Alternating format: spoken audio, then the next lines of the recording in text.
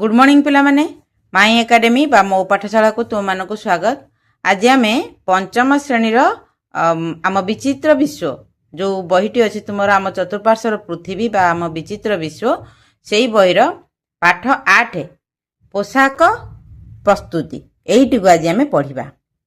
तेबे तुम बही रे यही सब बही रे जहाँ सब देइची सेगुड़ी को आम भल भाव पढ़ा बुझा आउ तार प्रश्न उत्तर करवा। आर प्रश्न उत्तर तो एमती तुम देनी अभ्यास प्रश्न उत्तर किंतु आम यही विषय वस्तु भितर प्रश्न उत्तर बाहर करके प्रश्न उत्तर मध्य करदबा। तेणु भिडियोटी को शेष पर्यंत देख आ भिडियोटी भल लगे लाइक आउ शेयर करदब। चैनल ले प्रथम थे चैनल टी को सब्सक्राइब करदब। तेरे चल पाठ आरंभ करवा। कौन देजी ना पोशाक प्रस्तुति। सूतार संरचना पोशाक आम कौथु तैयारी हुए सूता तैयारी हुए। सूता माने विभिन्न प्रकार सूता अच्छे किंतु सूता सूतारू ही तैयारी हुए। विभिन्न प्रकार हो पारे किंतु सूतारू ही पोशाक तैयारी हुए। तार कौन देला सूतार संरचना। तुम चारिपाख को भल भाव लक्ष्य कर। पक्षी माने बसा तैयारी करिथिबार किंबा बुढ़ियाणी जाल बुणुथिबार तुमे देखिछ कि? प्रकृति हेउछि लोकायित कलाकारंकर गंताघर यथा पशु पक्षी एवं कीटपतंग जो माने बुणती सिलाई करती एपरिक जिनिस गुड़ी को जोड़ी पारती। से कौन देला एठी ना मनीष केवल सिलाई करवा शिखिनी पशु पक्षी कीटपतंग समस्ते बुणवा शिखिचंती समस्ते सिलाई करवा शिखिचंती। केमिति एठी देला पक्षी माने बसा तैयारी करती। तुम माने जदि लक्ष्य करथिबो पक्षी माने जेतले अंडा दबा समय तांकर हुए से माने कौन करती ना सरू सरू घास हला काठी कुटा हला ताको आनिकरी छोट गोटे जगार पुणी निरापद जगह से माने भी जानी पारंती जे डालर गछर को डाल बसा बांधिले तांको बसा भी स्ट्रांग रहिबो।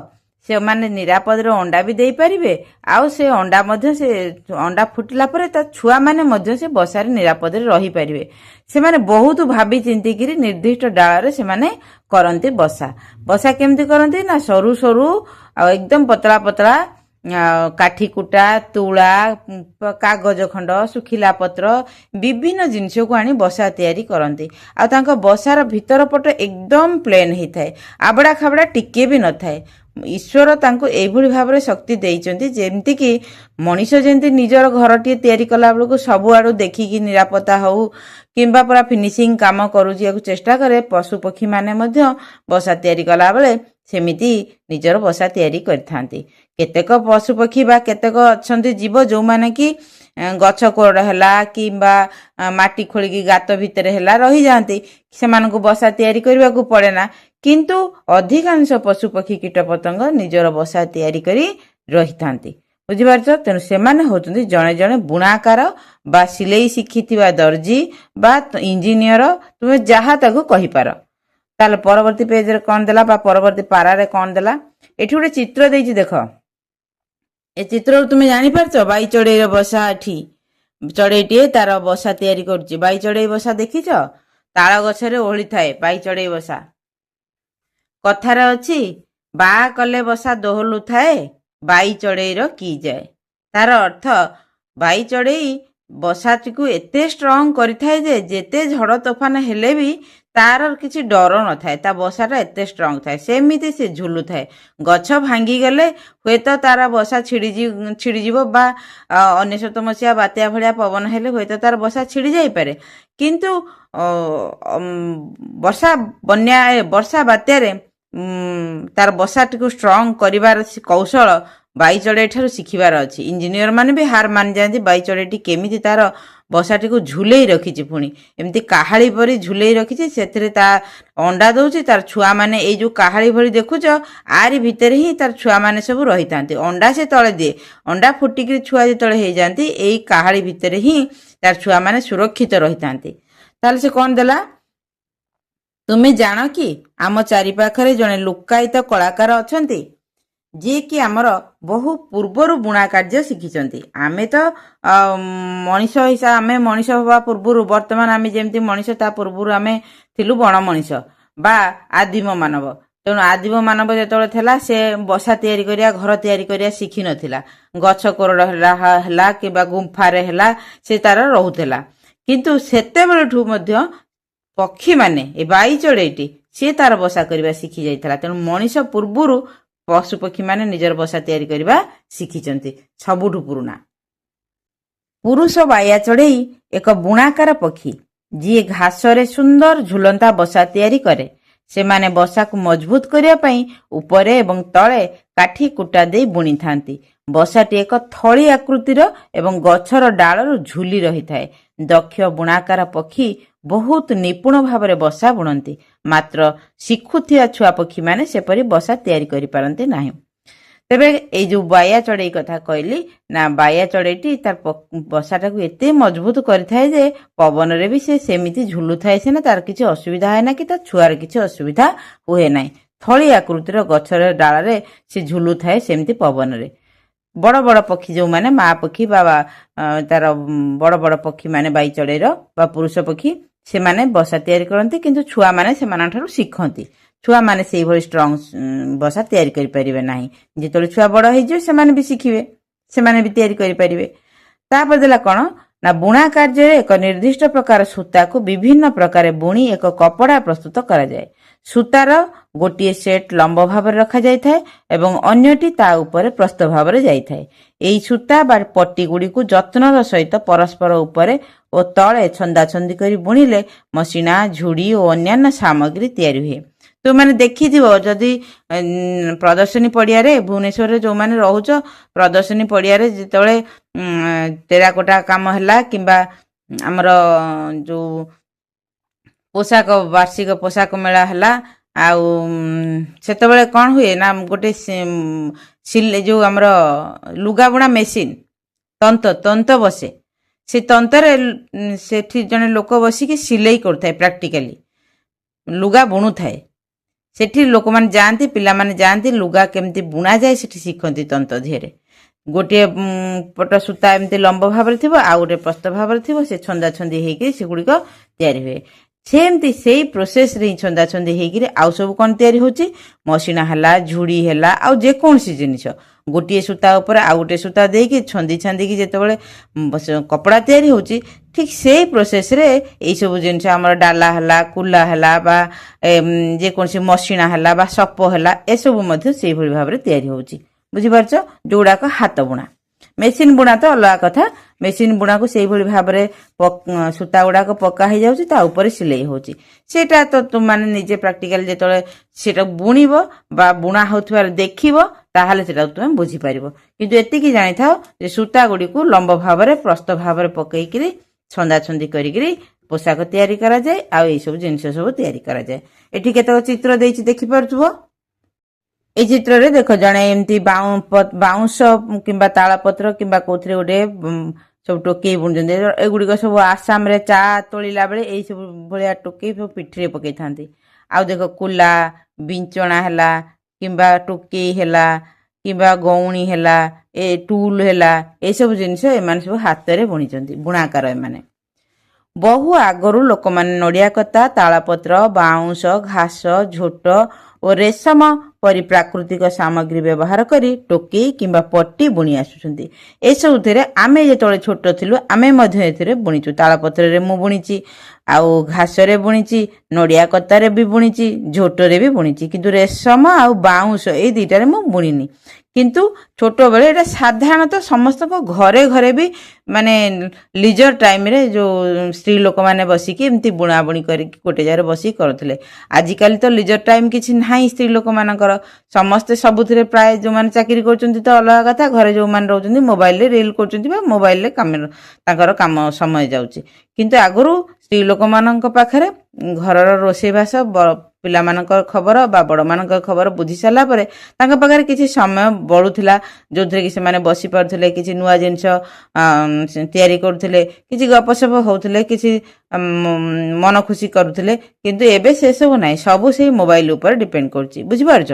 ତାପରେ ଏଠି କ'ଣ ଦେଲା ଗୋଟେ ନା, ଭାରତୀୟ ହସ୍ତତନ୍ତ ବିଭାଗରେ 45 ଲକ୍ଷରୁ ଉର୍ଦ୍ଧ୍ୱ ଲୋକ ବିଶେଷତଃ ମହିଳା ଓ ଗ୍ରାମୀଣ କାରିଗର କାମ କରନ୍ତି। ଏହା ବିଶ୍ୱର ଅନ୍ୟତମ ବୃହତ୍ କୁଟୀର ଶିଳ୍ପ। ଆମର ଯୋଉ ବୁଣାବୁଣି କରୁଛନ୍ତି ଯୋଉମାନେ ସେମାନେ ଯେକୌଣସି ପ୍ରକାର ବୁଣାକାର ହଉ ପଛେ ସେମାନଙ୍କର ସଂଖ୍ୟା ହେଉଛି 45 ଲକ୍ଷରୁ ଉର୍ଦ୍ଧ୍ୱ। ଏଇଟା ଆମର ଭାରତରେ। ତା ପରବର୍ତ୍ତୀ ପେଜରେ କ'ଣ ଦେଇଛି ଦେଖିବା। ଦେଖ, ଆଲୋଚନା କର। ତୁମ ଘରେ କିମ୍ବା ଅନ୍ୟ କୌଣସି ସ୍ଥାନରେ ପ୍ରାକୃତିକ ସାମଗ୍ରୀରେ ବୁଣା ହୋଇଥିବା ଜିନିଷ ଦେଖିଛ କି? ପ୍ରାକୃତିକ ମାନେ କ'ଣ? ପ୍ରକୃତିରୁ ଯୋଉଗୁଡ଼ା ମିଳୁଛି, ତାଳପତ୍ର ହେଲା, ଘାସ ହେଲା, ବାଉଁଶ ହେଲା, ଏସବୁ ତ ପ୍ରକୃତିରୁ ମିଳୁଛି ନା। ତେଣୁ ପ୍ରାକୃତିକ ଉପାୟରେ ଯୋଉ ସବୁ ଜିନିଷ ମିଳୁଛି ସେଥିରୁ କ'ଣ କ'ଣ ସବୁ ତୁମ ଘରେ ସବୁ ତିଆରି ହେଇଛି। ଆମେ ପ୍ରଦର୍ଶନୀ ପଡ଼ିଆରେ ଯାହା ସବୁ ପଡ଼େ ଆମେ ଯାଇକି ଆଣୁ ନା ନାହିଁ? ତାର ରେଟ୍ ସବୁ ଆଜିକାଲି ବହୁତ ବଢ଼ିଗଲାଣି। କାହିଁକି ନା ଗଛ ନାହିଁ, ତେଣୁ ଲୋକ ଜିନିଷ ସିନା କଞ୍ଚାମାଲ ପାଇଲେ ସିନା ତିଆରି କରିବେ। ତେଣୁ ଯେହେତୁ କଞ୍ଚାମାଲ ନାହିଁ, ଯୋଉ ଅଳ୍ପ କିଛି ଅଛି ସେଥିପାଇଁ ସେମାନେ ରେଟ୍ କରୁଛନ୍ତି ଆଉ କ'ଣ। ତାପରେ ଦେଲା ଏଠି କାର୍ଯ୍ୟ 1 କ'ଣ ଦେଲା? 5-6ଟି ନୀଳ ରଙ୍ଗର କାଗଜ ପଟି ନିଅ। ପଟି ଗୁଡ଼ିକ ଗୋଟିଏ ମୁଣ୍ଡକୁ ଏକ ପୃଷ୍ଠରେ ଉପରେ ଅଠାରେ ଯୋଡ଼ି ସମାନ୍ତର ଭାବରେ ରଖ। ଆଉ ଗୋଟେ ସେଟ୍ ହଳଦିଆ ରଙ୍ଗର କାଗଜ ପଟି ନିଅ। ସେଗୁଡ଼ିକ ଚିତ୍ରରେ ଦେଖାଯାଉଥିଲା ଭଳି ନୀଳପଟି ସହିତ ଉପର ତଳ କରି ବୁଣ। ତୁମେ ଏକ ମସିଣା ପାଇବା ପର୍ଯ୍ୟନ୍ତ ଏହିପରି ବୁଣି ଚାଲ। ତୁମେ ଏହି ପ୍ରଣାଳୀ ବ୍ୟବହାର କରି ଟୋକେଇ ତିଆରି କରିପାରିବ। ଦେଖ, ଏଇଟା ଏଇଭଳି ଭାବରେ ମୁଁ ଛନ୍ଦାଛନ୍ଦି କରିବା କଥା କହୁଥିଲି। এইভাবে ভাবে সূতাকে মধ্যে এইভাবে ভাবে পকাইকি আমি লুগা তৈরি করু। এইভাবে ভাবে চট, মশিনা, সপ এইসব জিনিস মধ্যে তৈরি হচ্ছে। এগুড়িক মধ্যে আমি তৈরি করছি। মু তালপত্রে বি করেছি। আউ যে আমার বাউঁশ ঘাস যে থাকে সবাই ঘাস, সে গছটার না কোণ মোর মনে পড়নি, কিন্তু সেই ঘাস দেহরে বি মধ্যে মু এটা বুଣିছি। ঘাস গুড়িক শুখাইকি তাকে কলর করিকি আমি সব চট ফট বুণুলু। কাগজ ব্যতীত অন্যান্য সামগ্রী ব্যবহার করা চেষ্টা কর, যেপরিকি ফিতা, রশি, রিবন এইসবুরে আমি বিভিন্ন প্রকার সামগ্রী তৈরি করে পারিবা। দেখ এইসব ডালা দেখিপারছ, ভোগ ডালা হেলা কিংবা এমতি সব জিনিস তৈরি হয়ে পারুছে। আর বিক্রি হচ্ছে। তুমি চাইলে এগুড়ি ঘরে তৈরি করে পারিব। আমার যে পলিথিন জরি ফিঙ্গা হচ্ছে, পলিথিন জরিরে এইসব জিনিস হয়ে পারিব। চিন্তা কর, তুম শ্রেণীগৃহরে বুଣା হইଥିବା କିଛି ଜିନିଷକୁ ଦେଖିଛ କି? ଯଦି ଆମେ କାଗଜ ପଟି ବଦଳରେ ସୂତାରେ ବୁଣିବା ତେବେ ତାହା କପଡ଼ାରେ ପରିଣତ ହୁଏ। ତୁମର ବହିର ଲେଖା ଗୁଡାକ ଏମିତି ହେଇଛି, ଗୋଟିଏ ବାକ୍ୟର ପରବର୍ତ୍ତୀ ବାକ୍ୟ ସହିତ ବି କିଛି ସମ୍ପର୍କ ବି ରହୁନି। ତେଣୁ ପାଠର ଓଜନ ବି ନାହିଁ। ଯାହା ତୁମକୁ ପଢା ଯାଉଛି ତାର ଗୋଟେ କିଛି ଆଦି ଅନ୍ତ ନାହିଁ। କୋଉଠୁ ଆରମ୍ଭ ହଉଛି କୋଉଠି ଶେଷ ହଉଛି କିଛି ବୁଝି ହଉନି। ତେବେ ଯାହା ଦେଇଛି ଆମେ ତାକୁ ପଢିବା। ଯେ ତୁମ ଶ୍ରେଣୀଗୃହରେ ବୁଣା ହୋଇଥିବା କିଛି ଜିନିଷକୁ ତୁମମାନେ ଦେଖୁଛ କି? ଯଦି ଆମେ କାଗଜ ପଟି ବଦଳରେ ସୂତାରେ ବୁଣିବା ତେବେ ତାହା କପଡ଼ାରେ ପରିଣତ ହେବ। ଶ୍ରେଣୀଗୃହରେ କ'ଣ ବୁଣା ଯାଇଥିବ? ବେଳେ ବେଳେ ଆମର ଯୋଉ ସ୍କୁଲ ଗୃହରେ ପିଲାମାନେ ଚିତ୍ର ସବୁ ଯୋଉ କଲର ପେପରରେ ସବୁ ବିଭିନ୍ନ ଚିତ୍ର କରିକି ଟାଙ୍ଗିଥାନ୍ତି। ଏମିତି ଛନ୍ଦାଛନ୍ଦି କରିକି ବି ବେଳେ ବେଳେ ଟାଙ୍ଗିଥାନ୍ତି। କିମ୍ବା କ୍ୟାଲେଣ୍ଡର ବି ବେଳେ ବେଳେ ତିଆରି ହେଇଥାଏ, ହାତରେ ତିଆରି କରିକି ତା ଉପରେ ଲେଖା ଯାଇଥାଏ। କ୍ୟାଲେଣ୍ଡର ପଟି ସେଟା ବି ଝୁଲା ହେଇଯାଇଥାଏ। ତାପରେ ସେ ଦ୍ୱାରା এইভাবে ଭାବରେ ଯଦି ଆମେ ସୂତାରେ ତିଆରି କରିବା ତାହେଲେ ଆମେ କପଡ଼ାରେ ସେଟା ପରିଣତ ହେଇଯିବ। ସୂତାକୁ ଛନ୍ଦାଛନ୍ଦି କରିକି ଯଦି ଆମେ ବୁଣିବା ତାହେଲେ ସେଟା ଆମର ପୋଷାକ ପାଇଁକା କପଡ଼ା ପ୍ରସ୍ତୁତ ହେଇଯିବ। ପୁଣି କାର୍ଯ୍ୟ 2, ଏକ ଯବକାଚ ମାଧ୍ୟମରେ କିମ୍ବା ମୋବାଇଲ କ୍ୟାମେରାର ଜୁମ୍ ବ୍ୟବହାର କରି ଏକ କପଡ଼ା ଖଣ୍ଡକୁ ଦେଖ। ତୁମେ ପିନ୍ଧିଥିବା ସାର୍ଟ କିମ୍ବା ଅନ୍ୟ ପୋଷାକ ମଧ୍ୟରେ ଦେଖିପାର। ତୁମେ ଏକ ଅଦ୍ଭୁତ ଛନ୍ଦାଛନ୍ଦି ସରଞ୍ଚନା ଦେଖିପାରିବ। ତୁମେ ଯଦି ଗୋଟେ କପଡ଼ା ଚିରି ଯାଇଛି ତାହେଲେ ତୁମେ ସେ ଚିରି ଯାଇଥିବା କପଡ଼ାର ଲାଷ୍ଟକୁ ଅଗ୍ରଭାଗଟାକୁ ତୁମେ ଯଦି ଲକ୍ଷ୍ୟ କରିବ, ସୂତା ଗୁଡ଼ିକ କେତେ ସରୁ ଆଉ କେମିତି ସେଗୁଡ଼ିକ ଛନ୍ଦାଛନ୍ଦି ହେଇକି ଅଛି ସେଗୁଡ଼ିକ ତୁମେ ଛାଁ ଜାଣିପାରିବ। ତାପରେ ଦେଲା ବୁଣାକାର ପରମ୍ପରା। ଭାରତର ଲୋକମାନେ 4000 ବର୍ଷ ପୂର୍ବେ ମଧ୍ୟ ବୁଣାବୁଣି କାମ ଜାଣିଥିଲେ। ପାରମ୍ପରିକ ବୁଣା କାର୍ଯ୍ୟ ଗୋଟେ ଯନ୍ତ୍ର ସାହାଯ୍ୟରେ ହାତରେ କରାଯାଏ, ଯାହାକୁ ତନ୍ତ କୁହାଯାଏ। ଏଥିରେ ତିଆରି କପଡ଼ାକୁ ହସ୍ତତନ୍ତ କପଡ଼ା କୁହାଯାଏ। ଭାରତରେ କେତେକ ଶ୍ରେଷ୍ଠ ହସ୍ତତନ୍ତ ବୁଣାକାର ଅଛନ୍ତି, ଯେଉଁମାନେ ସେମାନଙ୍କ କଳାରେ ପାରଙ୍ଗମ। ଆଚ୍ଛା, ଏଠି କ'ଣ ଦେଲା ନା 4000 ବର୍ଷ ପୂର୍ବରୁ ଭାରତୀୟ ଲୋକମାନେ ବୁଣା ଶିଖିଥିଲେ। ଯେତେବେଳେ ମଣିଷ ବକଳ ଛାଡ଼ିକି ପୋଷାକ ପିନ୍ଧିବା ପାଇଁକା ଆବଶ୍ୟକତା ଭାବିଲା, ସେତେବେଳେ ସେ ତାକୁ ପୋଷାକ ତିଆରି କରିବାକୁ ମଧ୍ୟ ଚିନ୍ତା କଲା। କେମିତି ତିଆରି କରିବ? କପା ଗଛର ତୁଳାକୁ ନେଇଥିବ, ତୁଳାକୁ ସରୁ ସରୁ କରିଥିବ। କେମିତି ସେ ତାର ସେତେବେଳେ ତ ମେସିନ୍ ନଥିଲା ନା, କିମ୍ବା ତାର ମସ୍ତିଷ୍କ ସେତେ ଉନ୍ନତ ନଥିଲା ନା। ତେଣୁ ସେ ସେଇ ସମୟରେ ତାର ମୁଣ୍ଡରେ ଯାହା ଚିନ୍ତା ପଶିଥିବ ସେଇ ହିସାବରେ ସେ ପୋଷାକ ତିଆରି କରି କପଡ଼ା ତିଆରି କରିକି ତାକୁ ପିନ୍ଧୁଥିବ। ଧୀରେ ଧୀରେ ଧୀରେ ଧୀରେ ମଣିଷ ଉନ୍ନତରୁ ଉନ୍ନତତର କପଡ଼ା, ଏକଦମ ଫାଇନ କପଡ଼ା ଆମେ ବର୍ତ୍ତମାନ ପିନ୍ଧୁଛୁ। ବୁଝିପାରୁଛ? ତେଣୁ ପାରମ୍ପରିକ ଭାବରେ ଯୋଉଟା ତିଆରି ହଉଛି ସେଟା ହଉଛି ହସ୍ତତନ୍ତର କପଡ଼ା, ଯୋଉଟାର ରେଟ୍ ସବୁଠୁ ଅଧିକ। କାହିଁକି ନା ଏଟା କରିବା କଷ୍ଟ, କମ ସମୟରେ, ଏଟା ବହୁତ ସମୟ ଲାଗେ କରିବା ପାଇଁକା, ଆଉ ଏଗୁଡ଼ିକ ବହୁତ ଷ୍ଟ୍ରଙ୍ଗ। ବୁଝିପାରୁଛ। ତେଣୁ ହସ୍ତତନ୍ତ କପଡ଼ା ବା ହସ୍ତତନ୍ତରେ ଯେଉଁ ଜିନିଷ ତିଆରି ହୁଏ ସେଗୁଡ଼ିକ ବହୁତ ଦିନ ପର୍ଯ୍ୟନ୍ତ ଷ୍ଟ୍ରଙ୍ଗ ରୁହେ ଆଉ ପିନ୍ଧି ହୁଏ, ତାକୁ ସୁନ୍ଦର ବି ଦେଖାଯାଏ। ତେଣୁ ହସ୍ତତନ୍ତ ପ୍ରଣାଳୀରେ ଆମର ଲୋକମାନେ 4000 ବର୍ଷ ପୂର୍ବରୁ ବୁଣାବୁଣି ଶିଖିଥିଲେ। ତାପରେ ଦେଲା, ତୁମେ ଜାଣିଛ କି ଭାରତରେ ଅନେକ ହସ୍ତତନ୍ତ ପରମ୍ପରା ଅଛି। ପ୍ରତ୍ୟେକର ନିଜସ୍ୱ ଅନନ୍ୟ କୌଶଳ ଏବଂ ଢାଞ୍ଚା ଅଛି, ଯେମିତିକି ତାମିଲନାଡୁର କାଞ୍ଜିବରମ, କାଶ୍ମୀରର ପଶ୍ମିନା ଏବଂ ଓଡ଼ିଶା ଓ ଗୁଜରାଟର ଇକତ। ଓଡ଼ିଶାର ତ ସମ୍ବଲପୁରୀ ବି ଅଛି। ବୁଝିପାରୁଛ। ଏଇସବୁ ଡିଜାଇନ ପାଇଁକା ଏସବୁ ରାଜ୍ୟ ପ୍ରସିଦ୍ଧ। ପ୍ରତ୍ୟେକ ରାଜ୍ୟର ନିଜସ୍ୱ ଗୋଟିଏ ପରିଚୟ ଅଛି, ନିଜସ୍ୱ ଗୋଟିଏ ଡିଜାଇନ ଅଛି। ଶାଢ଼ୀ ହଉ, କପଡ଼ା ହଉ ବା ଡ୍ରେସ୍ ମେଟେରିଆଲ ହଉ, ସବୁଥିରେ ସବୁ ରାଜ୍ୟର ଗୋଟେ ନିର୍ଦ୍ଦିଷ୍ଟ ଛାଞ୍ଚ ଅଛି। ଆମେ କପଡ଼ା ଦେଖି କହିପାରିବା ଯେ ଏଇଟା କୋଉ ରାଜ୍ୟର ବୋଲିକି। ତାପରେ ଏଠି ଦେଖ, ପୁଣି ଚିତ୍ର ଦେଲା। ଚିତ୍ରରେ ଗୋଟେ ପଟରେ ଜଣେ ମହିଳା ଆଉ ଗୋଟେ ପଟରେ ଜଣେ ପୁରୁଷ ବୁଣାବୁଣି କାମ ଚଲେଇଛନ୍ତି। ଲୁଗା ବୁଣୁଛନ୍ତି, ବିଭିନ୍ନ ପ୍ରକାର ପୋଷାକ ମଧ୍ୟ ବୁଣୁଛନ୍ତି ହସ୍ତତନ୍ତର ମେସିନରେ। ଏଇଟା ମେସିନ ନୁହଁ ତ, ଏଇଟା ହସ୍ତତନ୍ତ, ହାତରେ ତିଆରି ହୋଇଥିବା ତନ୍ତ, ଯୋଉଥିରେ କି ଲୁଗା ବୁଣାଯାଏ। ହାତରେ ତିଆରି ହୋଇଥିବା ମେସିନ। ବୁଝିପାରୁଛ। ବୁଣା କାର୍ଯ୍ୟ କେବଳ ପୋଷାକ ତିଆରି କରିବା ପାଇଁ ନୁହେଁ, ବରଂ ଏହା ଅନେକ ପରିବାରକୁ କାମ ଯୋଗାଇଥାଏ ଏବଂ ଆମର ପାରମ୍ପରିକ କୌଶଳ ଓ ଡିଜାଇନକୁ ଜୀବିତ ରଖିଥାଏ। ବୁଣା କାର୍ଯ୍ୟ କେବଳ ପେଟ ପୋଷିବା ପାଇଁ ନୁହେଁ, ତା ପରିବାର ବି ଚଳେ ଏଥିରେ। ଆଉ କ'ଣ ହୁଏ ନା, ଆମର ଯେଉଁ ପାରମ୍ପରିକ କୌଶଳ ଅଛି ବା ପାରମ୍ପରିକ ଡିଜାଇନ ଅଛି, ତାକୁ ମଧ୍ୟ ଏଇ ହସ୍ତତନ୍ତ୍ରର ଶିଳ୍ପୀମାନେ, ବୁଣାକାରମାନେ ବଞ୍ଚେଇକି ରଖିଥାନ୍ତି। ଏହାର ସଂସ୍କୃତି ଓ ଏହା ଉପରେ ଜୀବିକା ନିର୍ବାହ କରୁଥିବା କାରିଗରମାନଙ୍କର ବୁଣା କାର୍ଯ୍ୟର ଭାରତରେ ସ୍ୱତନ୍ତ୍ର ପରିଚୟ ଅଛି।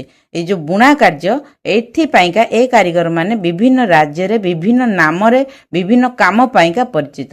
ଆମର ଯେମିତି ସମ୍ବଲପୁରୀ ଶାଢ଼ୀ ଅଛି ବା ସମ୍ବଲପୁରୀ କପଡ଼ା ଅଛି, ସେଇଟା ଆମ ରାଜ୍ୟରେ ଯେମିତି ପରିଚୟ, ସେମିତି ବିଭିନ୍ନ ରାଜ୍ୟର, ଯେମିତି ତୁମେ ପୂର୍ବ ପୃଷ୍ଠାରେ ପଢ଼ିଲ, ତାମିଲନାଡୁର ଅଲଗା, କାଶ୍ମୀରର ଅଲଗା, ପଞ୍ଜାବର ଅଲଗା, ତାଙ୍କର ସବୁ ବିଭିନ୍ନ ପ୍ରତ୍ୟେକଟି ରାଜ୍ୟର କିଛି ନା କିଛି ପରିଚୟ ପୋଷାକ ଉପରେ ଅଛି। ଲୁଗାକଳ ଗୁଡ଼ିକ ସୂତା ପ୍ରସ୍ତୁତି ଏବଂ ବହୁ ପରିମାଣରେ କପଡ଼ା ବୁଣା ପାଇଁ ଆଧୁନିକ ମେସିନ ବ୍ୟବହାର କରନ୍ତି। ଏମାନେ ଯେଉଁ ହସ୍ତତନ୍ତ୍ରରେ ଯେଉଁମାନେ ବୁଣୁଛନ୍ତି, ସେମାନେ ଗୋଟିଏ ଶାଢ଼ୀ ତିଆରି କରିବା ପାଇଁ ତାଙ୍କୁ ଯେତେବେଳେ ବହୁତ ସମୟ ଲାଗେ, କିନ୍ତୁ ମେସିନରେ ତିଆରି କଲାବେଳେ ଗୋଟିଏ ଦିନରେ ଅନେକ ଶାଢ଼ୀ ତିଆରି ହୋଇପାରୁଛି। ବୁଝିପାରୁଛ। ତାପରେ ଦେଲା ସୂତା। ଆମେ ଦେଖିଛୁ ଯେ ସୂତା ବୁଣା ଯାଇ କପଡ଼ା ତିଆରି ହୁଏ, କିନ୍ତୁ ସୂତା କିପରି ତିଆରି ହୁଏ? ସୂତାରୁ ତ କପଡ଼ା ହେଲା ବା ପୋଷାକ ହେଲା ବା ଶାଢ଼ୀ ହେଲା ବା ଡ୍ରେସ୍ ହେଲା ତିଆରି ହେଉଛି, ଆମେ ଜାଣିଲୁ, କିନ୍ତୁ ସେ ସୂତାଟା କୋଉଠୁ ଆସେ? ସୂତା କେମିତି ତିଆରି ହୁଏ? ତାପରେ ଦେଲା ଏଠି ଗୋଟେ କାର୍ଯ୍ୟ, ସୂତା କେମିତି ତିଆରି ହୁଏ ସେଟା ଜାଣିବା ପାଇଁ ଗୋଟେ କାର୍ଯ୍ୟ ଦେଲା। କିଛି ତୁଳା ନିଅ, ଏହାକୁ ଧୀରେ ଧୀରେ ଟାଣ ଏବଂ ଏକ ଲମ୍ବା ଖିଅ ତିଆରି କର। ଏବେ ଆଙ୍ଗୁଠି ସାହାଯ୍ୟରେ ଖିଅକୁ ଧୀରେ ଧୀରେ ମୋଡ଼ି ଚାଲ। ଦେଖ, ଯେତେ ଅଧିକ ଘୁରାଇବ ତାହା ସେତେ ଅଧିକ ଶକ୍ତ ହେବ। ଏକ ପେନସିଲ ନିଅ, ଏବେ ତୁମର ସୂତା ଖିଅକୁ ପେନସିଲ ଉପରେ ଗୁଡ଼ାଅ। ଏହିପରି ତୁଳାରୁ ଅଧିକ ଲମ୍ବା ସୂତା ପ୍ରସ୍ତୁତ କର। ଗୋଟେ ତୁଳା ନବ, ନର୍ମାଲି ଯେଉଁ ତୁଳା ଆମର, ସେ କପା ତୁଳା ହଉ କିମ୍ବା ଯେଉଁ ଆମର ଶିମିଳି ତୁଳା ହଉ, ତାକୁ ନବ। ଏଇ ସୂତାଟାକୁ ଏମିତି ଟାଣିବ, ଯେତେ ଟାଣିବ ସେଟା ସେତେ ପତଳା ହବ। ଟାଣି ସାରିଲା ପରେ ତାକୁ ମୋଡ଼ିବ, ମୋଡ଼ି ମୋଡ଼ି ମୋଡ଼ି ମୋଡ଼ି ସେ ସେତେ ଷ୍ଟ୍ରଙ୍ଗ ହବ। ଯେତେ ଷ୍ଟ୍ରଙ୍ଗ ହବ ସୂତାଟା ସେତେ ପତଳା ହେଇଯିବ। ତାପରେ ତାକୁ ଗୋଟେ ପେନସିଲ ଉପରେ ନେଇ ଗୁଡ଼େଇବ ବା ଏଇଭଳି ଭାବରେ କୌଣସି ଯନ୍ତ୍ର ନବା, ତା ଉପରେ ତାକୁ ଗୁଡ଼େଇକି ରଖିବା। ବୁଝିପାରୁଛ। ଏହିପରି ମୋଡ଼ି ମୋଡ଼ି ତୁଳାରୁ ସୂତା ପ୍ରସ୍ତୁତ କରିବାକୁ ସ୍ପିନିଂ କୁହାଯାଏ। ପେନସିଲ ପରି ଚରଖା କିମ୍ବା ଘୂର୍ଣ୍ଣନକାର ଚକ୍ର ଦ୍ୱାରା ତୁଳାରୁ ସୂତା ପ୍ରସ୍ତୁତ କରାଯାଏ। ସୂତା ଖିଅକୁ ଖୋଲିଲେ ତୁମେ କେଶ ପରି ସରୁ ସରୁ ତନ୍ତୁ ପାଇବ। ଯେଉଁ ସୂତାକୁ ତମେ, ଯେଉଁ ସୂତାରେ ଆମେ ସିଲେଇ କରୁଛୁ, ଯେଉଁ ସୂତାରେ ଆମେ କପଡ଼ା ତିଆରି ହେଉଛି, ଗୋଟିଏ ସରୁ ସୂତା ନେଇକି ତାକୁ ଫିଟେଇବ, ଦେଖିବ ତା ଦେହରୁ ଆହୁରି କେତେ ସରୁ ସରୁ ସରୁ ସରୁ ଆମର କେଶ ପରିକା ବାହାରିଯିବ। ସେଥିରୁ ଜାଣିବ ଯେ ସୂତାର କେତେ ପରସ୍ତ ହେଇକି ଯେଉଁ ତୁଳା ଯୋଡ଼ା ହେଲା ପରେ ସୂତାଟା ହେଇଛି। ତୁମେ ଜାଣିଛ କି ଗାନ୍ଧିଜୀ ଆମକୁ ସ୍ୱାବଲମ୍ବୀ ହେବା କେତେ ଗୁରୁତ୍ୱପୂର୍ଣ୍ଣ ତାହା ଶିଖାଇଥିଲେ। ତୁଳାରୁ ସୂତା ତିଆରି କରି ଏବଂ ଏହାକୁ ବୁଣି ନିଜେ କପଡ଼ା ତିଆରି କରି ଜାଣିବା ହେଉଛି ସ୍ୱାଧୀନତା ସଂଗ୍ରାମର ପ୍ରତୀକ ଓ ଆତ୍ମନିର୍ଭରଶୀଳ ହେବାର ଏକ ମାଧ୍ୟମ। ଏହି ଉପାୟରେ ଖଦି ପ୍ରସ୍ତୁତ କରାଯାଏ। ତୁମମାନେ ଦେଖିଥିବ ମହାତ୍ମା ଗାନ୍ଧୀଙ୍କର ଗୋଟେ ଚିତ୍ର ଦେଖିଥିବ, ଚରଖା ଧରିକି ମହାତ୍ମା ଗାନ୍ଧୀ ବସିଥିବେ ବା ସୂତା କାଟୁଥିବେ। ଯେତେବେଳେ ଆମ ଦେଶରୁ କଞ୍ଚାମାଲ ନେଇକି ଇଂଲଣ୍ଡର ଲୋକମାନେ ବା ବ୍ରିଟିଶ ସରକାର କ'ଣ କଲା ନା, ଲୁଗା ତିଆରି କଲା ତାଙ୍କ ବ୍ରିଟେନରେ, ଆଉ ଲୁଗାଟାକୁ ଆଣିକି ଆମ ଦେଶରେ ବହୁତ ଦରରେ ବିକ୍ରି କଲା ଲୋକଙ୍କୁ ବାଧ୍ୟ କଲା କିଣିବା ପାଇଁକା। ଆମର ଦେଶରେ ତ ଲୋକମାନେ ଏତେ ପଇସା ଦେଇକି କିଣିବା ଅବସ୍ଥାରେ ନଥିଲେ, ଆର୍ଥିକ ଅବସ୍ଥା ସେମାନଙ୍କର ସ୍ୱଚ୍ଛଳ ନଥିଲା। ତେଣୁ ମହାତ୍ମା ଗାନ୍ଧୀ ତାଙ୍କୁ ଏକଜୁଟ କଲେ ଆଉ କହିଲେ ନା, ଆମ ତୁଳା ଆମେ ତାଙ୍କୁ ଦବା ନାହିଁ, ଆମ କପା ତୁଳା ଆମେ ତାଙ୍କୁ ଦବା ନାହିଁ। ଏ ତୁଳାରୁ ଆମେ ସୂତା ତିଆରି କରିବା, ସୂତାରୁ ଆମେ ନିଜେ କପଡ଼ା ତିଆରି କରିବା, ନିଜେ ପିନ୍ଧିବା, ଯେଉଁଟାକି ଖଦି ଭାବରେ ପରିଚିତ। ସେଇଟା ମହାତ୍ମା ଗାନ୍ଧୀ ଆମକୁ ସ୍ୱାବଲମ୍ବୀ କରିବା ଶିଖେଇଥିଲେ। ଆଉ ସ୍ୱାଧୀନତାର ସଂଗ୍ରାମର ଏଇଟା ଗୋଟିଏ ମୂଳ ମନ୍ତ୍ର ଥିଲା, ସ୍ୱାବଲମ୍ବୀ ହେବା। ବୁଝିପାରିଲ? ତାପରେ କ'ଣ ଦେଲା, ଆମେ କେବଳ ତୁଳାରୁ ତନ୍ତୁ ପାଉନାହୁଁ, ଆହୁରି ଅନେକ ପ୍ରାକୃତିକ ଉତ୍ସ ମଧ୍ୟ ଅଛି। କ'ଣ କ'ଣ? ବାଉଁଶ, ତୁଳା, ଛଣ, ପଟ, ଉଲ୍ ମାନେ ମେଣ୍ଢା ଦେହରୁ ଉଲ୍ ତିଆରି ହୁଏ, ସିଲ୍କ, ଏମିତି ବିଭିନ୍ନ ପ୍ରକାର ସୂତା କପଡ଼ା ଅଛି। ତମେ ଯେଉଁ ସବୁ ଡ୍ରେସ୍ ପିନ୍ଧୁଛ, ସବୁ ଡ୍ରେସ୍ର କପଡ଼ା କ'ଣ ଏକା? ତୁମ ହାତକୁ କ'ଣ ସବୁ ଡ୍ରେସ୍ ଏକା ପ୍ରକାର ଲାଗୁଛି? କେଉଁଗୁଡ଼ାକ ପୁରା ସୂତାର ଅଛି, କେଉଁଟା ଟେରିଲିନ୍ ଅଛି, କେଉଁଟା ପଲିଷ୍ଟର ଅଛି, କେଉଁଟା ସିଲ୍କ ଅଛି ନା ନାହିଁ? ତେଣୁ ସେଗୁଡ଼ିକର ତନ୍ତୁ ବି ଅଲଗା ଅଲଗା। ତାପରେ ଏଠି କ'ଣ ଦେଲା ନା, ରେଶମ ପୋକ ନାମକ ଏକ ଛୋଟ କୀଟର କୋଷରୁ ରେଶମ ମିଳିଥାଏ।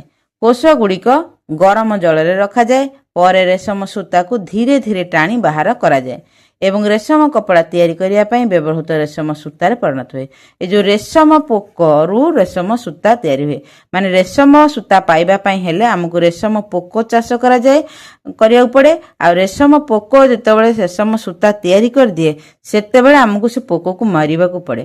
ତେଣୁ ଏଇଟା ଗୋଟିଏ ବହୁ ସମୟ ସାପେକ୍ଷ ପ୍ରୋସେସ୍। ତେଣୁ ଏ ରେଶମୀ କପଡ଼ାର ରେଟ୍ ସେଥିପାଇଁକା ଅଧିକା। ବୁଝିପାରୁଛ? ତା ବିଷୟରେ ପରବର୍ତ୍ତୀ ପୃଷ୍ଠାରେ ଅଛି, ଚାଲ ଦେଖିବା। ଦେଖ, ଏଇଠି ଦେଲା ଚିତ୍ର। ଏଇଟା ହେଉଛି ରେଶମ ପୋକର ଅଣ୍ଡା, ସେଥିରୁ ବାହାରିଲା ଲାର୍ଭା, ତାପରେ ସେଟା କୋଷ ହେଲା, କୋଷ ମଧ୍ୟରେ ପୁପା କହିଲେ ଆ ଭିତରେ ଅଛି ରେଶମ ପୋକ। ସେ ରେଶମ ପୋକରୁ ବାହାରିଲା ଏଟା କ'ଣ? এই ଦେଖ ରେଶମ ପୋକ, ଏଇଟା ହେଲା ରେଶମ ପୋକ। ରେଶମ ପୋକ ଅଣ୍ଡା ଦେଲା, ଅଣ୍ଡା ଦେଇ ସାରିଲା ପରେ ସେଟା ଲାର୍ଭାରେ ପରିଣତ ହେଲା। ତାପରେ କୋଷ ଭିତରେ ପୁପା ହେଲା। ପୁପା ମାନେ ଏଇ ଯେଉଁ ଗୋଲ ଗୋଲ ଅଣ୍ଡା ଭଳିଆ ଦେଖୁନା, ଏଇଭଳି ଗଛରେ ସବୁ ଓହଳିଥିବ। ଆଉ ଏଇଗୁଡ଼ିକୁ ଆଣିକିରି ଗରମ ପାଣିରେ ପକେଇଲେ ସେଥିରୁ ସୂତା ବାହାରିବ, ତା ଭିତରେ ଥିବା ପୋକଟି ମରିଯାଏ। ବୁଝିପାରୁଛ? ଯେଉଁ ଆମର ପ୍ରଜାପତି ସଂବାଳ ଯେମିତି ପ୍ରଜାପତି ହୁଏ, ତୁମେମାନେ କେବେ ଲକ୍ଷ୍ୟ କରିଛ? ଗୋଟେ ସଂବାଳଟା ଧୀରେ ବୟସ ହେଇଗଲେ ସେ କ'ଣ କରେ, ନିଜ ଚାରି ପାଖରେ ଗୋଟେ ଘର ତିଆରି କରିଦିଏ, ମାନେ ଗୋଟେ ଗୁମ୍ଫା ଭଳିଆ କରି ତା ଭିତରେ ସେ ରହିଯାଏ। କିଛି ଦିନ ପରେ ସେଇ ସଂବାଳଟା ପୁଣି ପ୍ରଜାପତି ହେଇକି ସେ କୋଷ ଭିତରୁ ବାହାରିକି ପଳେଇ ଆସେ। এই ପ୍ରୋସେସଟା ଯଦି ତୁମେ ତ ଛୋଟ ପିଲା ଜାଣିନଥିବ, କିନ୍ତୁ ଏଇଭଳି ପ୍ରୋସେସରେ ହୁଏ। ତେଣୁ ରେଶମ ପୋକରୁ ରେଶମ ସୂତା ବାହାର କରିବା ପାଇଁ ହେଲେ ଏଇ 4ଟା ପ୍ରୋସେସ୍ ପାଳିବାକୁ ପଡ଼େ। এই 4ଟା ପ୍ରୋସେସ୍ ଦେଇକି ଆମେ ସୂତା ପାଇଥାଉ। ତାପରେ ଦେଲା, କୃତ୍ରିମ ସାମଗ୍ରୀ ବ୍ୟବହାର କରି ମଣିଷ ଦ୍ୱାରା କୃତ୍ରିମ ତନ୍ତୁ ବି ତିଆରି କରାଯାଏ। ଆମେ ସମସ୍ତେ ପ୍ରାକୃତିକ ଏବଂ କୃତ୍ରିମ ତନ୍ତୁ ଉଭୟରୁ ପ୍ରସ୍ତୁତ ଜିନିଷ ଆମେ ବ୍ୟବହାର କରୁଛୁ। ଏଇଟା ହେଲା ପ୍ରାକୃତିକ। କିନ୍ତୁ ଏହା ବ୍ୟତୀତ ଟେରିକଟ୍, ଟେରିଲିନ୍, ପଲିଷ୍ଟର ଏଗୁଡ଼ିକ ସବୁ ମନୁଷ୍ୟକୃତ ତନ୍ତୁ, କୃତ୍ରିମ ତନ୍ତୁ ଏଗୁଡ଼ିକ। ସେଗୁଡ଼ିକର ପୋଷାକ ମଧ୍ୟ ଆମେ ପିନ୍ଧୁଛୁ ଆଜିକାଲି। ଏଇଠି ଦେଖ, ଏଇଠି ଦେଇଦେଇଛି କୃତ୍ରିମ ତନ୍ତୁ କିଏ ସବୁ? Nylon, rayon, polyester, terylene. ଏ କପଡ଼ା ଗୁଡ଼ିକ ଆମକୁ ଶରୀର ପାଇଁ ସବୁବେଳେ ଭଲ ନଥାଏ। ସବୁଦିନିଆ କପଡ଼ା ଏଟାକୁ ଆମେ ପିନ୍ଧିପାରିବା ନାହିଁ। କିନ୍ତୁ ସୂତାରେ ତିଆରି, କପା ତୁଳାରୁ ତିଆରି ହେଇଥିବା ସୂତାରୁ ତିଆରି ପୋଷାକ ଆମେ ସବୁଥିରେ ପିନ୍ଧିପାରିବା। ସବୁ ମାସରେ, ସବୁ ବର୍ଷରେ ବା ସବୁ ପାଗରେ ଆମେ ବ୍ୟବହାର କରିପାରିବା।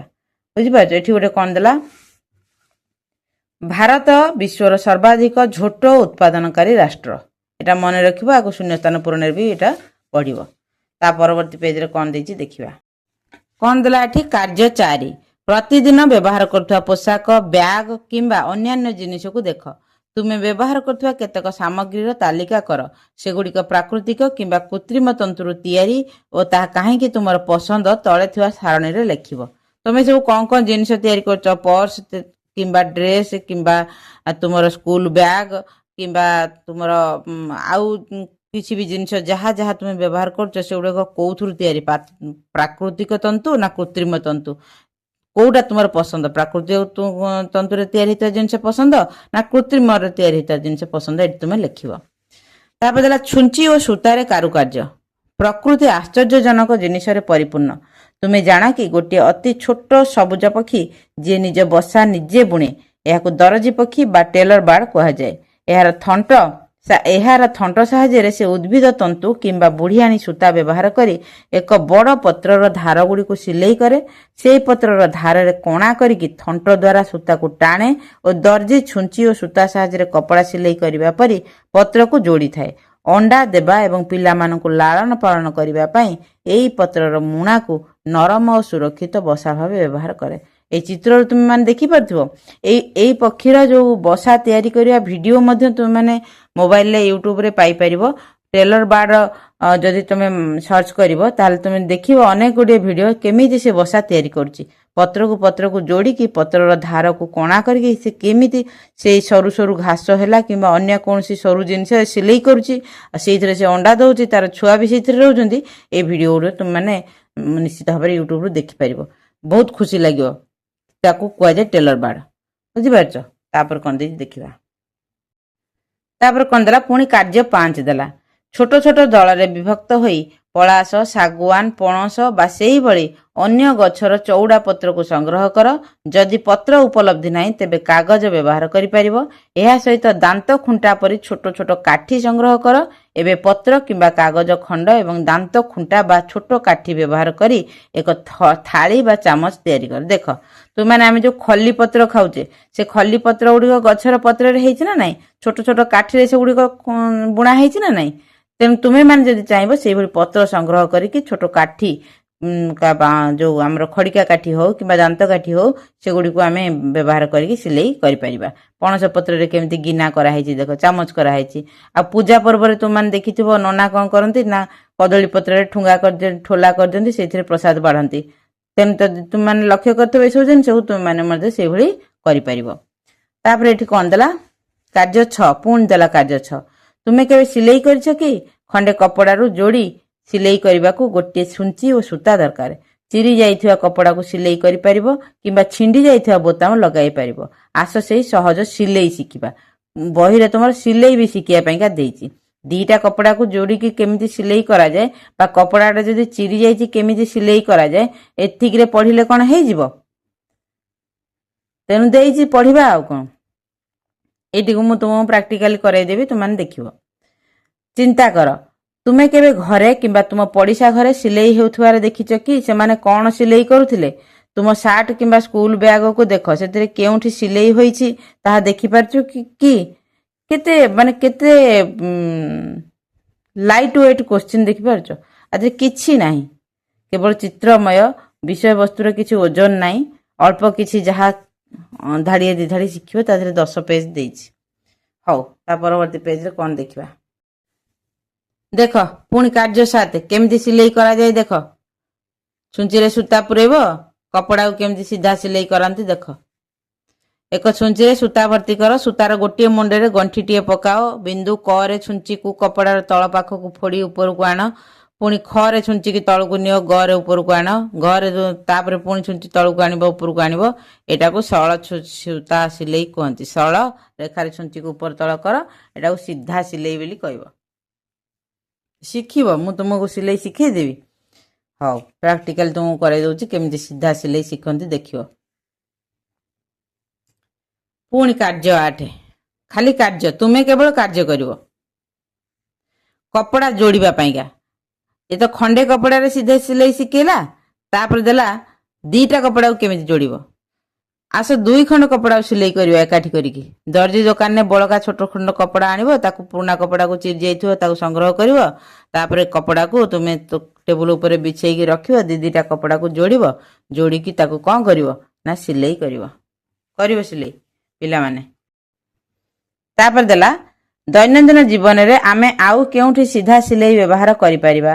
ତୁମେ ସିଲେଇରେ ଯଦି ଗୋଟିଏ ସୂତା ଛିଣ୍ଡିଯାଏ ତେବେ ବାକି ସିଲେଇ ଗୁଡ଼ିକର କ'ଣ ହେବ? ଗୋଟାଏ ସୂତା ଛିଣ୍ଡିଗଲେ ସିଲେଇଟା ଫିଟିଯିବ ଧୀରେ ଧୀରେ, ଆଉ କ'ଣ ହେବ? ଆଉ କୋଉ ଜାଗାରେ ସିଧା ସିଲେଇ କରିପାରିବ? ହଉ, କୋଉ ଜାଗାରେ ସିଧା ସିଲେଇ କରିପାରିବ? ଯୋଉଠି ସିଧା ଚିରିଥିବ ସେଇଠି ସିଧା ସିଲେଇ କରିପାରିବ ଆଉ କ'ଣ। ତାପରେ ଦେଲା ସିଲେଇ କର ଆଉ ସଜାଅ। ତୁମେ ଜାଣ କି ଭାରତର ବିଭିନ୍ନ ପ୍ରାନ୍ତର ଲୋକମାନେ ବିଭିନ୍ନ ପ୍ରକାର ସିଲେଇ କରନ୍ତି। କେବଳ କପଡ଼ା ଯୋଡ଼ନ୍ତି ନାହିଁ, ବରଂ ଏହାକୁ ମଧ୍ୟ ସୁନ୍ଦର ଭାବରେ ସଜେଇଥାନ୍ତି। ପ୍ରତ୍ୟେକ ସିଲେଇ ଆମକୁ ଏକ ସ୍ଥାନ, ଲୋକ ଓ ସେମାନଙ୍କର ପରମ୍ପରାର କାହାଣୀ କୁହେ। ଦେଖିଥିବ ଛୋଟ ଛୋଟ ପଟି, ବିଭିନ୍ନ କପଡ଼ା, ବିଭିନ୍ନ କଲରର କପଡ଼ା, ବିଭିନ୍ନ ଚିତ୍ର ହେଇଥିବା ଅଲଗା ଅଲଗା, କିଛି କେଉଁ କପଡ଼ା ସହିତ କାହାର କମ୍ବିନେସନ୍ ନଥିବ, କିନ୍ତୁ ସେଇ ସବୁ କପଡ଼ାକୁ ଯୋଡ଼ିକିରି ମଧ୍ୟ ବିଭିନ୍ନ ପ୍ରକାର ପୋଷାକ ତିଆରି କରାଯାଏ। ଏଠି କେତେଟା ଉଦାହରଣ ଦେଲା, କୋଉ ଏରିଆର ଶାଢ଼ୀ ବା କପଡ଼ାର ଡିଜାଇନ ଆମେ ନ ଯାଇକି ମଧ୍ୟ କହିପାରିବା ଯେ ଏଇଟା ଏଇ ଅଞ୍ଚଳର ବୋଲିକି। ଭାରତର ପାରମ୍ପରିକ ହାତ ବୁଣା ସିଲେଇ ଓ ଏହାର ଉତ୍ପତ୍ତି। ଏଠି 1 ନମ୍ବରରେ ଦେଖିପାରୁଛ ଚିକନ ବା ଚିକନାରୀ। ଏଇଟାକୁ କୋଉଠୁ ମିଳେ? ଉତ୍ତରପ୍ରଦେଶର ଲକ୍ଷ୍ନୌ ଷ୍ଟିଚ୍ କୁହନ୍ତି ୟାକୁ। ତାପରେ ଦେଲା ବଞ୍ଜାରା, ଏଇଟା ରାଜସ୍ଥାନର ଉତ୍ପତ୍ତି। ଏଇଭଳି ଚିତ୍ର ଥିବା ଜିନିଷ ଯଦି ଦେଖିବ ଏଇଟା ରାଜସ୍ଥାନର ବୋଲି ଜାଣିବ। ତା ପରବର୍ତ୍ତୀ କ'ଣ ଦେଇଛି ଦେଖିବା। ତାପରେ ଏଇଟା ଦେଲା କାନ୍ଥା ନୁହେଁ, ଏଇଟା କନ୍ଥା। ପୂର୍ବ ଭାରତର ରାଜ୍ୟ ଯଥା ପଶ୍ଚିମବଙ୍ଗ, ଓଡ଼ିଶା ଏବଂ ତ୍ରିପୁରା ରାଜ୍ୟରୁ ଉତ୍ପନ୍ନ। ବିଭିନ୍ନ ପୁରୁଣା ଜିନିଷକୁ ଏକାଠି କରିକି ଯେଉଁ ଜିନିଷଟା ତିଆରି ହୁଏ ସେଟା ହେଲା କନ୍ଥା। ଏଟା ହେଲା ଗୋଟା, ରାଜସ୍ଥାନର ଉତ୍ପନ୍ନ। ଫୁଲ କରି, ଏଇଭଳି ଚିତ୍ର ଯେଉଁ ଦେଖିବ ସେଟା ହେଲା ପଞ୍ଜାବ। ଟୋଡା, ତାମିଲନାଡୁର ଉତ୍ପନ୍ନ। କାଶ୍ମୀରରୁ ଉତ୍ପନ୍ନ। ଖନେଙ୍ଗ, ଏମ୍ବ୍ରୋଡରୀ, ମେଘାଳୟରୁ ଉତ୍ପନ୍ନ।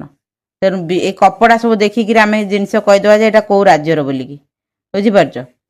ତାପରେ କ'ଣ ଦେଲା, ପୁନଃ ଚକ୍ରଣ। ଆମ ଦେଶରେ ଲୋକମାନେ କ୍ୱଚିତ ପୋଷାକ ଫିଙ୍ଗି ଦିଅନ୍ତି। ଯଦି ପୋଷାକ ଗୁଡ଼ିକ ଆମ ପାଇଁ ଉପଯୁକ୍ତ ନ ହୁଏ ତେବେ ଆମେ ସାଧାରଣତଃ ସେଗୁଡ଼ିକୁ ସାନ ଭାଇ ଭଉଣୀ କିମ୍ବା ବ୍ୟବହାର କରୁଥିବା ଅନ୍ୟ କାହାକୁ ଦେଇଦେଉ। ବେଳେବେଳେ ଜଣେ ବୟସ୍କ ବ୍ୟକ୍ତି ଏଥିରୁ ଅନ୍ୟ କିଛି ତିଆରି କରିପାରନ୍ତି। ଆମ ଦେଶରେ ଛୋଟ ଛୋଟ ଖଣ୍ଡଗୁଡ଼ିକୁ ଯୋଡ଼ି ସୁନ୍ଦର ଗଦି କିମ୍ବା କନ୍ଥା ତିଆରି କରିବାର ଏକ ପୁରୁଣା ପରମ୍ପରା ରହିଛି। ଆମେ ସାଧାରଣତଃ ଆମ ଘରମାନଙ୍କର ଯଦି ସାନ ଭାଇ ଭଉଣୀ ଅଛନ୍ତି, ଯେଉଁ ଡ୍ରେସ୍ ଆମକୁ ହୁଏ ନା ସେମାନେ ପିନ୍ଧନ୍ତି। ଅଧିକାଂଶ ହୁଏତ ବଡ଼ ବଡ଼ ଯେଉଁମାନେ ଧନୀ ଶ୍ରେଣୀର ଲୋକମାନେ ସେମାନଙ୍କର ଘରେ ଏଇସବୁ ଜିନିଷ ନ ହୋଇଥାଇପାରେ, କିନ୍ତୁ ସାଧାରଣତଃ ଲୋକମାନେ ଏଇଭଳି ଭାବରେ କରନ୍ତି। କିମ୍ବା ପୋଷାକ ପୁରୁଣା ହେଇଗଲେ ଆମେ ଦେଖିଛେ କନ୍ଥା ହେଲା କିମ୍ବା ଅନ୍ୟ କିଛି ଜିନିଷରେ ଆମେ ତାକୁ ବ୍ୟବହାର କରିଥାଉ। ଗୋଟିଏ କପଡ଼ା ଏକଦମ ଚିରିକିରି ଶେଷ ହେବା ପର୍ଯ୍ୟନ୍ତ, ଲାଷ୍ଟକୁ ତ ଗୋଟେ ଗପ ଜାଣିଥିବ ଯେ ଗୋଟେ ପୋଷାକ କିପରି ଶେଷରେ ଠାକୁରଙ୍କ ଆଗରେ ଦୀପରେ ସଳିତା ହେଇକି ଜଳିକି ଶେଷ ହେଲା, କିନ୍ତୁ ସେ ଶେଷ ପର୍ଯ୍ୟନ୍ତ ପ୍ରତ୍ୟେକଟି କାର୍ଯ୍ୟରେ ଲାଗିପାରିଲା କେମିତି। ବୁଝିପାରୁଛ? ସେ ଗପଟି ମୁଁ ଅନ୍ୟ ଏକ କ୍ଲାସରେ ତୁମକୁ ବତେଇଦେବି, ଶୁଣେଇଦେବି ଯେ କିଭଳି ଭାବରେ ଆମେମାନେ ପୋଷାକକୁ ବା କପଡ଼ାକୁ ଆମେ ନଷ୍ଟ କରିବାକୁ ଦେଉନା ଏତେ ଶୀଘ୍ର।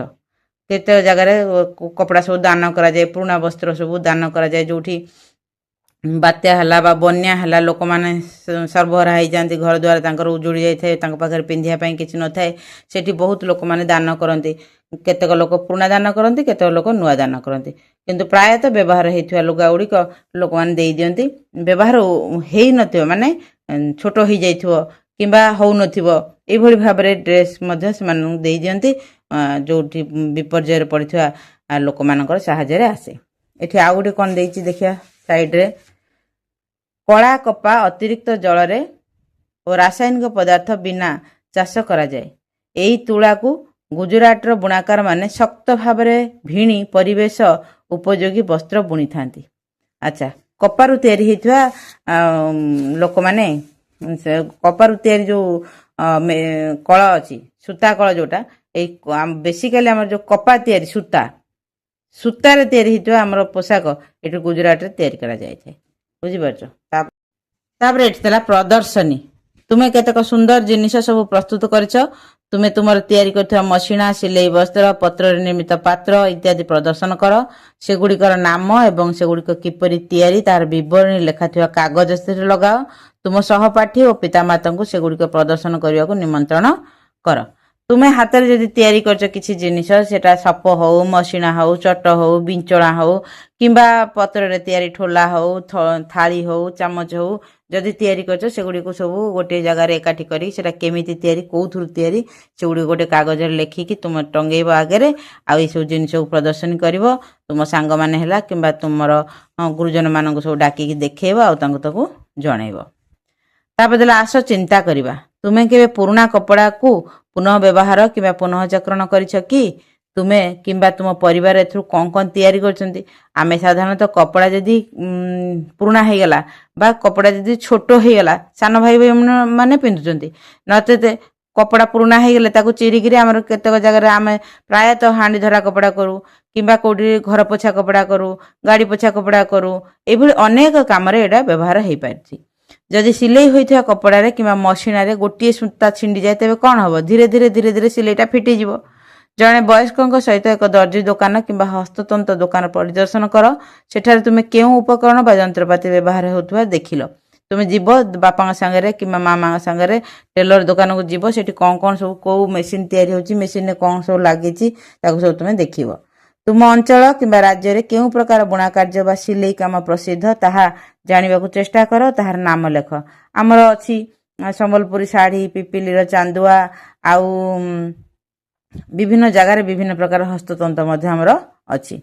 ଆମେ ପୁରୁଣା ପୋଷାକ ଫୋପାଡ଼ି ଦେବା ଉଚିତ ନୁହେଁ, କାହିଁକି ନା ଏଇ ପୁରୁଣା ପୋଷାକ ଆଉ କାହାର ବି କାମରେ ଲାଗିପାରିବ।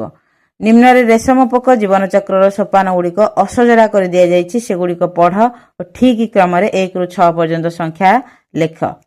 କୋଷରୁ ପୂର୍ଣ୍ଣାଙ୍ଗ ପୋକ ବାହାରକୁ ଆସେ, ଅଣ୍ଡାରୁ ଛୋଟ ଛୋଟ ଲାର୍ଭା ବାହାରେ, ରେଶମ ପୋକ ଅଣ୍ଡା ଦେଇଥାଏ, ଚକ୍ର ପୁଣି ଆରମ୍ଭ ହୁଏ। ଲାର୍ଭା ମାନେ ତୁତ ପତ୍ର ଖାଇ ବଡ଼ ହୁଅନ୍ତି, ଲାର୍ଭା ଚାରିପାଖରେ କୋଷା ତିଆରି ହୁଏ। ଏଗୁଡ଼ିକୁ ସଜାଡ଼ି ଦେବା। ମୁଁ ସଜାଡ଼ି ଦେଉଛି, ତାପରେ ତୁମମାନଙ୍କୁ ପଢ଼େଇ ଦେବି। ତାହେଲେ ପ୍ରଥମେ କ'ଣ ହେବ ନା ରେଶମ ପୋକ ଅଣ୍ଡା ଦେଇଥାଏ। 2ରେ ହେବ ଅଣ୍ଡାରୁ ଛୋଟ ଛୋଟ ଲାର୍ଭା ବାହାରିଥାଏ। 3ରେ ହେବ ଲାର୍ଭା ମାନେ ତୁତ ପତ୍ର ଖାଇ ବଡ଼ ହୁଅନ୍ତି। 4ରେ ହେବ ଲାର୍ଭା ଚାରିପାଖରେ କୋଷା ତିଆରି ହୁଏ। 5ରେ କୋଷାରୁ ପୂର୍ଣ୍ଣାଙ୍ଗ ପୋକ ବାହାରକୁ ଆସେ। ପୁଣି 6ରେ ହେବ ଚକ୍ର ପୁଣି ଆରମ୍ଭ ହୁଏ। ବୁଝିଗଲା? ତା ପରବର୍ତ୍ତୀ ପେଜରେ କ'ଣ ଦେଇଛି? ବିଷୟବସ୍ତୁଟି ବୋଧେ ତୁମର ସରିଗଲା। ହଁ, ବିଷୟବସ୍ତୁଟି ତୁମର ସରିଗଲା। ଏଇଠି ଗୋଟାଇ ଦେଲା କ'ଣ ନା ଘରୁ କିମ୍ବା ନିକଟସ୍ଥ ଦର୍ଜି ଠାରୁ 5-6 ଖଣ୍ଡ ବିଭିନ୍ନ ପ୍ରକାର ଛୋଟ ବଳକା କପଡ଼ା ଆଣିବ। ଏହି କପଡ଼ା ଗୁଡ଼ିକୁ ପର୍ଯ୍ୟବେକ୍ଷଣ କରି ସାରଣୀରେ ପୂର୍ଣ୍ଣ କର।